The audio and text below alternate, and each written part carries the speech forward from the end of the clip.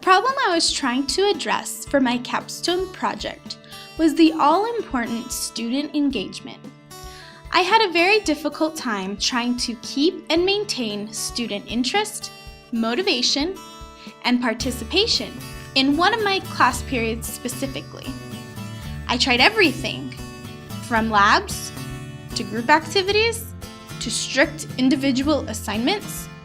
Nothing seems to work, and I became exceedingly frustrated, as were the students. To make matters worse, in dealing with all the behavior issues that ensued from lack of interest, my other classes were falling by the wayside. I needed to find a solution to this huge problem, and what do you know? The EMDT program asked me to do just that. My capstone project gave me just the resources, innovation, and insight I needed to try to help my students and save my sanity. As a new teacher, your toolbox is somewhat scarce, and everything can be so overwhelming. This was the direction and support I needed. I began doing some research on student engagement with technology and uses of technology in the classroom. I found that so much of technology in education research was being done at the university level, with online learning platforms and distance education. I found very little about technology being used in the middle school level in terms of aiding in student engagement. That was it! I would try to use a learning management system to help better engage my students and allow for more ownership in my students' learning. If they have more variety, flexibility, and could dictate different aspects of their education, maybe I would get the student engagement I was looking for. It might also help move me back to the organization level I needed to be at in order to properly take care of those innocent bystanders I had let slip. Thanks to Professor Gillette, I began researching various learning theories. I was trying to find one I felt fit with student engagement and the unique age group I was working with. When we then started delving into the inner workings of Jensen and his brain-based learning theory, I was hooked. It showed me how the brain worked and unique ways to trigger whole brain thinking. Maybe I could couple this with the technology and LMS ideas I had been inspired to use to help my students achieve meaningful learning. I could then show that online learning tools might be thought of when trying to engage the oh-so-challenging middle school group.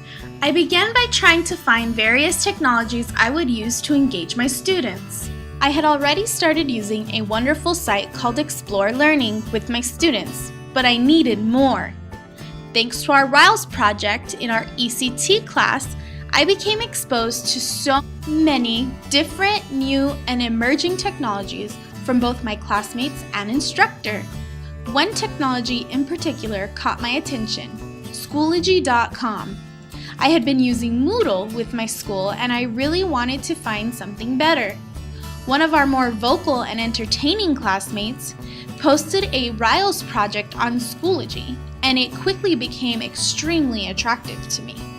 It seemed I could provide more resources to my students with this LMS and that it was extremely user-friendly. As my students described it, it was like Facebook for school. I could link the Explore Learning activities to our Schoology class using these tools hand in hand. The best part was, I could monitor everything the students were doing, including the comments they were making to one another. Perfect moderation! So I had the technologies, the learning platform, and my learning theories.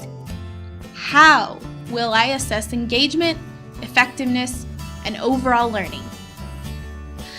Deep breath, then the plunge into education design and evaluation. Just the info I needed to plan exactly how to tackle my new hurdle. Pre- and post surveys seemed a great way to gauge current student engagement.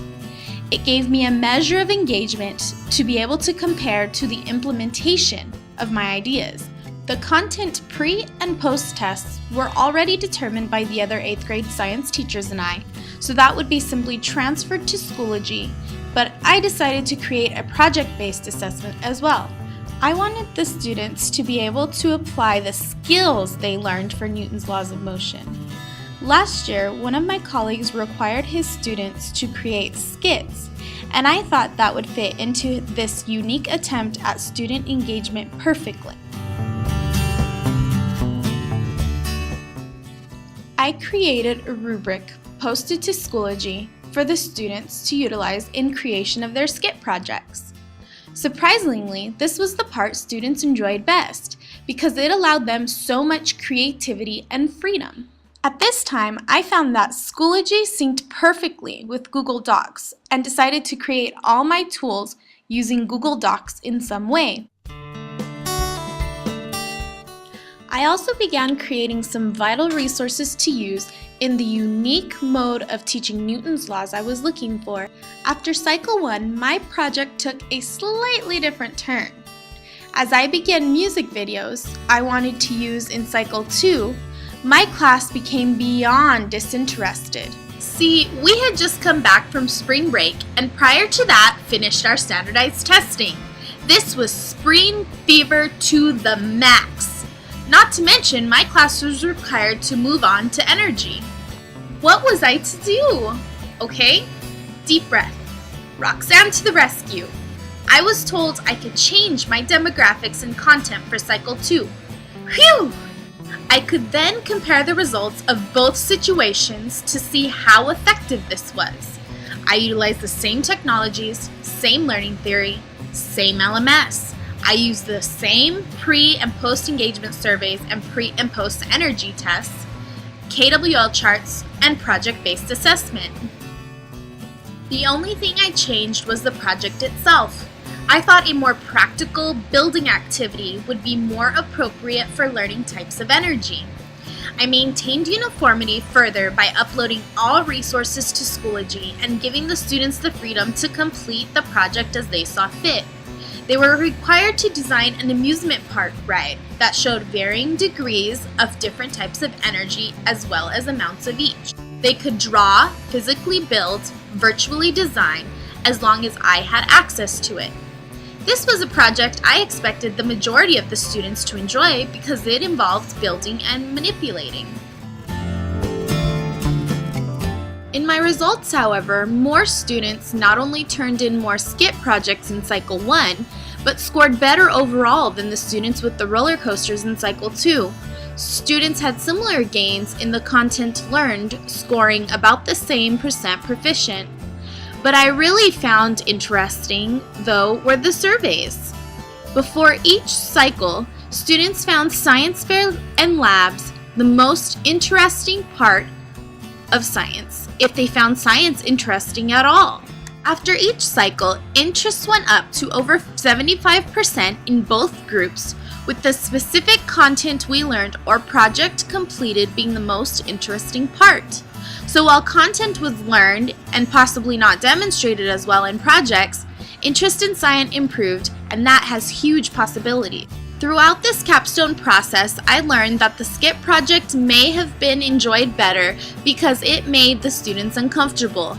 It created that perfect stress level Jensen 2008 talked about, in which the brain as a whole functions at a higher level, created more synapses and better connections to what was being absorbed.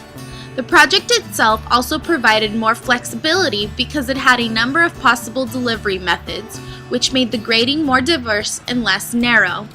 The coaster project, though I thought would be just as diverse, turned out to be more concrete. It required certain calculations and guidelines I had not at the time seen to be confining. I think the students found it less creative and more tedious, turning them away from the appeal and excitement of the project. These are important aspects to consider for future project-based assessment. I am now teaching technology and STEM, in which all learning will be project-based. I need to ensure I allow the students plenty of freedom to be completely creative in order to ensure complete engagement if this group of students are similar to the ones I had.